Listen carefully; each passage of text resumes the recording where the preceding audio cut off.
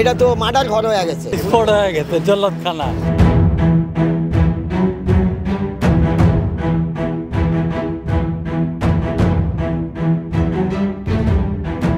দর্শক, আমরা এই ভবনটির এই মুহূর্তে দ্বিতীয় তলায় অবস্থান করছি। পুরো ভবনটি কিন্তু 6 তলা ভবন। আর এই ভবনটি যেখানে প্রবেশ করেছি আমরা দেখতে পাচ্ছি, প্রথমেই আমরা যেটা খেয়াল করলাম, আমরা ঢোকার সময় কিন্তু কিছু লোকজন আমরা দেখছি এটার ভিতর থেকে বাইরে যেতে, এবং পুরো ভবনটিতে আমরা কুকুরের অধিক আনাগোনা দেখছি। আর সেটার জন্য আমরা শুনছিলাম এই ভবনটি নাকি খুঁজলে অনেক মানুষের কঙ্কাল পাওয়া যাবে। তো আমরা এই মুহূর্তে দ্বিতীয় তলায় অবস্থান করছি। দ্বিতীয় তলার যে পরিবেশটা এই মুহূর্তে আমরা দেখতে পাচ্ছি, আপনাদেরকে একটু দেখানোর চেষ্টা করব। দেখেন, এই ভবনটি একেবারে এই প্রান্ত থেকে ওই প্রান্ত কিন্তু বেশ অনেক দূরেই, কারণ পুরো ভবনটি অনেক বড় ভবন, যার কারণে এই ভবনটি এখন হয়ে উঠেছে অপরাধীদের একটি অভয়ারণ্য।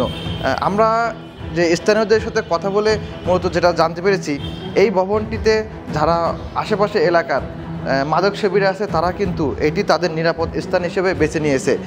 এখানে একেবারে মিরপুরের যে এই জায়গাটা একেবারে নির্জন জায়গা। আশেপাশে যারা স্থানীয় আছেন তারা কিন্তু ক্ষোভ প্রকাশ করছিলেন যে সরকার থেকে কোনো ধরনের উদ্যোগ না নেওয়ার কারণে এই ভবনটি ধীরে ধীরে অপরাধীদের আরও বড় ধরনের অভয়ারণ্য হয়ে উঠছে। এবং সেই সাথে এই ভবনটিতে ইতিমধ্যে কিন্তু যে তথ্যটি পেয়েছি, প্রায় 18টির মতো মৃতদেহ বাইর করা হয়েছে, যেগুলো বিভিন্ন জায়গার বিভিন্ন স্থানের মানুষের মৃতদেহ। অপরাধীরা এই জায়গাটি নির্জন হওয়ার কারণে এই জায়গাটি বেছে নিয়েছে অপরাধের একটি অভয়ারণ্য হিসাবে।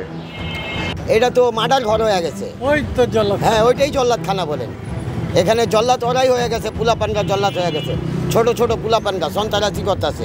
সন্ধ্যার পরেই থেকে আড্ডা শুরু, দিনের বেলাও আড্ডা থাকে এখানে। ভিতরে তো বাইরে কোনো লোকজন যায় না, ডরে। এরকম কোনো মানে 2 নম্বরের কাজ না যে হয় না, স্পট হয়ে গেছে, জল্লাদখানা।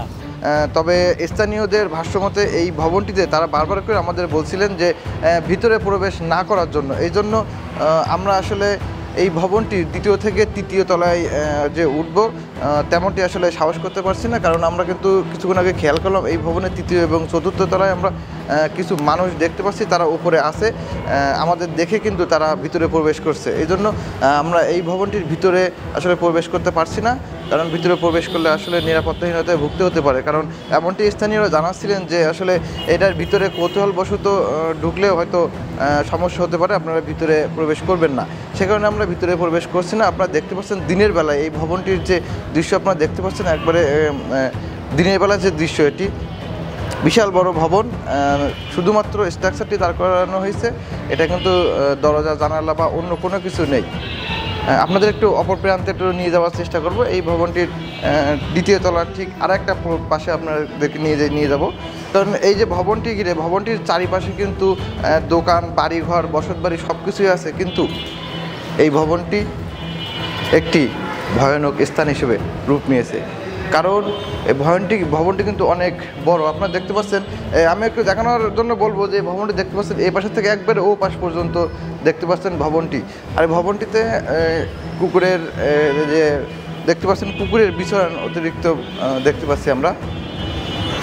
তো স্থানীয়রা কিন্তু বলছিলেন যে এই ভবনটি যদি সরকারের থেকে উদ্যোগ নিয়ে এই ভবনটি কমপ্লিট করা হয়, তাহলে কিন্তু এই যে সমস্যাটা বা এই যে আতঙ্ক অবস্থা বিরাজ করছে সেটি কিন্তু সমাধান হতে পারে, এমনটি স্থানীয়রা জানাচ্ছিলেন।